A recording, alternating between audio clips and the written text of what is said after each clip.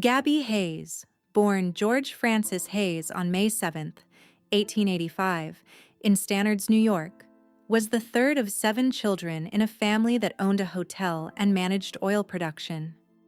Growing up in such an environment exposed him to a variety of people, sparking his interest in storytelling and performance.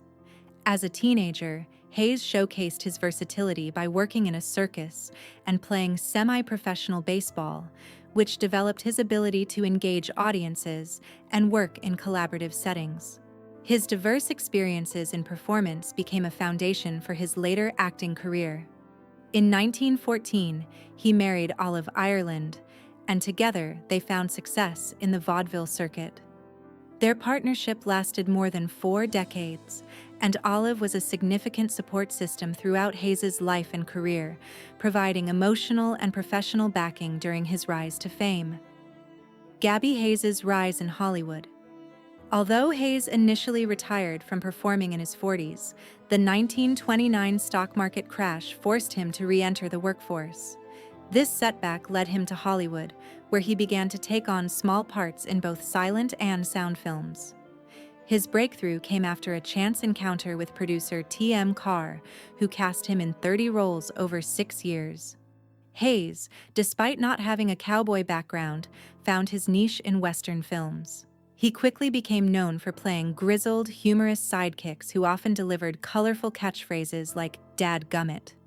Hayes's popularity grew as he appeared in a variety of films, often alongside major stars like Roy Rogers, John Wayne, and Randolph Scott. His easy charm and distinctive persona solidified his position as one of the most beloved Western actors of his time. A star in the Western genre. From 1935 to 1939, Gabby Hayes became a staple in Westerns, notably playing the sidekick of William Boyd's Hopalong Cassidy. His character, initially named Wendy Halliday, was later renamed Gabby Whitaker after he switched to Republic Pictures following a salary dispute with Paramount. Hayes appeared in over 40 films at Republic Pictures, often alongside Roy Rogers, with whom he worked 44 times, and Gene Autry, with whom he appeared 7 times. Hayes's rise in popularity reached its peak during this period, and he frequently ranked among the top 10 favorite actors in moviegoer polls. He remained a fixture in the industry throughout the 1930s and 1940s, maintaining a strong presence in the B-Western genre. Despite the shift in popularity toward other genres in the post-war years, Hayes continued to remain a fan favorite and contributed significantly to the landscape of American Western cinema. Transition to television and later years. As the popularity of Westerns waned in the late 1940s, Gabby Hayes transitioned to television, where he continued to captivate audiences with his charm and humor. From 1950 to 1954, he hosted The Gabby Hayes Show on NBC, which featured him introducing Western episodes, often while whittling on a piece of wood and telling tall tales. This show was sponsored by Quaker Oats and became a nostalgic reminder of the golden days of Western television. Hayes also made numerous guest appearances on other popular television shows of the time, including Howdy Doody. Later, he lent his name to the Gabby Hayes Western comic series, which ran from 1948 to 1957. After retiring from acting in the 1960s, Hayes's career remained closely tied to Western culture, and his name continued to appear in tributes, parodies, and public commemorations. Gabby Hayes's legacy and honors. Gabby Hayes's contributions to entertainment were not forgotten after he left the public eye. He was posthumously inducted into the Hall of Great Western Performers at the National Cowboy and Western Heritage Museum in Oklahoma City, Oklahoma, in 2000. Additionally, he received 2 stars on the Hollywood Walk of Fame, one for radio at 6427 Hollywood Boulevard and one for television at 1724 Vine Street. His legacy lived on through various tributes, such as the annual Gabby Hayes Days Festival held in Wellsville, New York, from 1983 to 1989. During the festival, locals celebrated Hayes's contributions to American culture with events like street sales, square dancing, and look-alike contests. Even a street in Wellsville was named Gabby Hayes Lane, ensuring that his memory remained alive in the town where he spent part of his youth. Homages in popular culture. Gabby Hayes's influence on American entertainment extended far beyond his own career.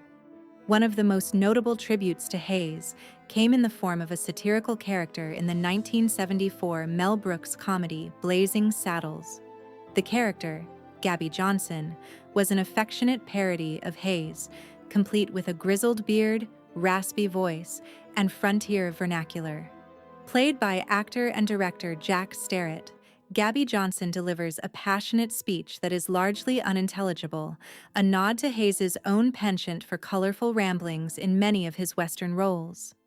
The character's comedic moments are framed as a loving tribute to Hayes's screen persona, highlighting his lasting impact on Western films and American pop culture. A tribute in Toy Story 2. In addition to the Blazing Saddles homage, Hayes's influence appeared in the 1999 Pixar film Toy Story 2. The character of Stinky Pete the Prospector, voiced by Kelsey Grammer, is a clear tribute to Hayes. Stinky Pete serves as a comic relief character in Woody's Roundup, a fictional TV show within the Toy Story universe. Like Hayes's sidekick roles, Stinky Pete is eccentric, wisecracking, and rough around the edges. However, the toy version of Stinky Pete is a surprising contrast to his goofy TV persona. He is intelligent, articulate, and even somewhat sinister, reflecting Hayes's real-life persona as a well-read, articulate man. This clever subversion of expectations in Toy Story 2 pays tribute to Hayes's iconic screen image while acknowledging the complexities of the man behind the character. Gabby Hayes on The Tonight Show. Even decades after his retirement, Gabby Hayes's legacy continued to resonate in American entertainment, with late-night television paying tribute to him in various ways.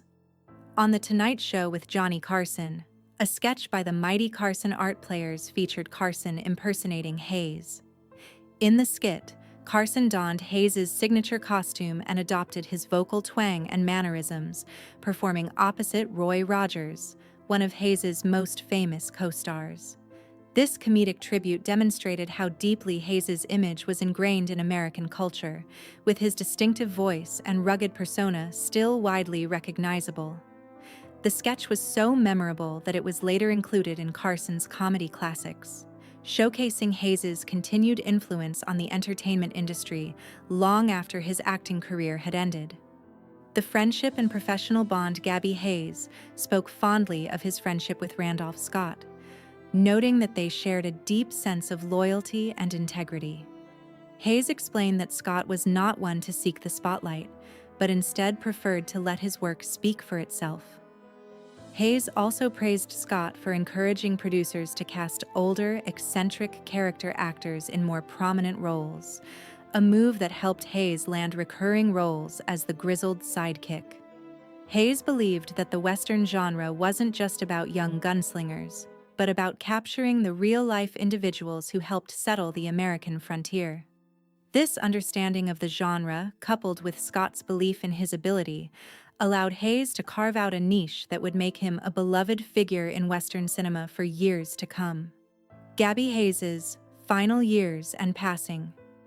Following the death of his beloved wife Olive in 1957, Gabby Hayes sought solace in his quiet ranch retreat in Tuca Lake, California.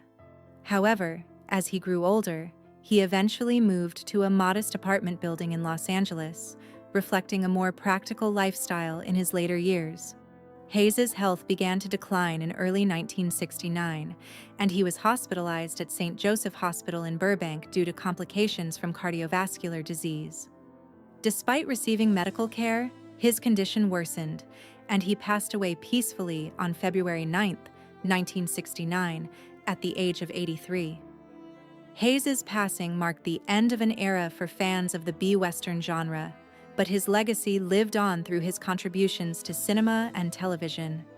His funeral was held at Forest Lawn Hollywood Hills Cemetery, where he was laid to rest among other Hollywood legends, leaving behind a lasting imprint on American entertainment.